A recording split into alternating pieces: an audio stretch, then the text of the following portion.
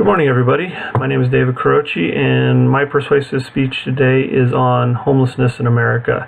I'm not going to try to persuade you to be homeless, obviously, but I want to talk about the plight of homelessness in America. According to inhomelessness.org, there's approximately 564,000 homeless people in America. This is unacceptable for the quote-unquote richest country in the world. Those numbers are just staggering if you look at it compared to some other developed countries. Our numbers are just astronomical. According to a Washington Post story, our homeless numbers have actually increased for the first time in recent years. So we had a few years since 2010 of steady homelessness or decline in homelessness, and then as of recently of 2016, homeless numbers have actually increased. And I will probably say that I agree with that because of the fact that when I've gone to different locations, I seem to have found more and more homeless people out, and it's a very discouraging sign. How did we get here? There has always been homelessness. There's always going to be homelessness, and there's many different factors for that, which I'll touch on in a few minutes. One of the reasons that we have the homelessness that as early as I can remember is back in the 90s, mental health facilities were closed. Many mental health facilities were closed across the country as part of a government's push to reallocate money into different areas. And this left those persons with mental issues nowhere to go except for the streets. And so, as far as my recent memory is concerned, that's really where I started to notice an increase in homelessness. Again, there's many reasons for people that have become homelessness. It's drug or alcohol abuse. They can't control their addiction, and they've lost everything they had, and they've become homeless. Job loss. During the recent economic downturn, there was many people that lost their jobs. They lost everything and had to end up living in their cars or living in the streets somewhere because of that. Mental illness, like I mentioned earlier. They have a criminal past. Nobody will hire them. They can't get a job anywhere, so they can't work. People escaping abusive relationships. Women and children that are leaving abusive relationships a lot of times have nowhere to go. And there are a lot of homes for them, but a lot of them don't know where that information is to be able to go to those places. And believe it or not, there's some people that actually want to live on the streets. They don't want to be tied to a house or tied to bills or tied to, maybe what you and I perceive as an ideal life. They don't want to have any of that. They want to live kind of free and up under the stars. Some of the issues with homelessness are health and safety concerns. Recently in San Diego, there's been an outbreak this past year of hepatitis A, which has killed 20 people over the past year, and it's become so bad that the state of California has declared a state of emergency to deal with this epidemic. Not only have 20 people died, but hundreds of people have become sick and ill because of this hepatitis A outbreak.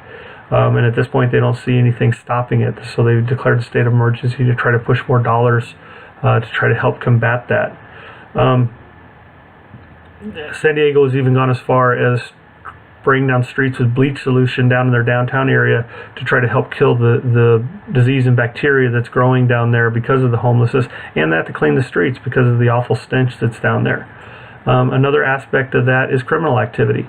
You get the homeless encampments that have a criminal element to it. Not all of them are criminals, but there is a majority or a part of that community that is criminals that do criminal activity, that need to get money for drugs or alcohol or whatever their vice is, and they commit crimes to do it. And that goes into causing a financial impact to businesses that are located within there. Average Joe doesn't want to go down to an area where there is criminal activity where he or she feels unsafe, so they'll avoid those areas. Another health concern with that is the piles of trash that are left behind in the homeless encampments. It's tons and tons and tons of trash, literally, and those piles of trash breed disease and insects and roaches and rats, which carry diseases. So it's kind of just it all kind of flows together in this need to have everything cleaned up and fixed. I know we've all kind of seen a homeless person on the street corner, and we've all kind of been ashamed of it, and we've all looked at them and maybe thought about giving them some money, and then thought better maybe we shouldn't, because maybe they're going to use that for drugs or alcohol, or we've avoided eye contact with them, or we've looked down at our phone, or we've just really kind of tried to do anything we can to see them and avoid them. Maybe they're dirty and smelly. Maybe they're talking to themselves. That is something that we need to try to figure out, and what can we do to change that perception. And the first thing to do to fix any problem is understanding. So what can we do to understand the homeless problem? Are they a working homeless? Some people are working. They do have jobs, but they just can't make enough to get out and actually get a place because of the cost. Have they been out there because of bad choices, bad luck, mental illness, physical issues? There's many reasons that people are out there. Again, the first part of understanding is why. And do they even want help? Some people don't want help, and some people don't understand what the help is that they need and or want. So trying to explain to them and try to find out from them what it is that they exactly need in their lives to get their lives back on track. And what's being done. City of San Diego has recently set up a kind of tent city to move some of the homeless people out of one area and into another. Some cities are kicking them out. They're kicking their homeless people out. That's one way to solve it.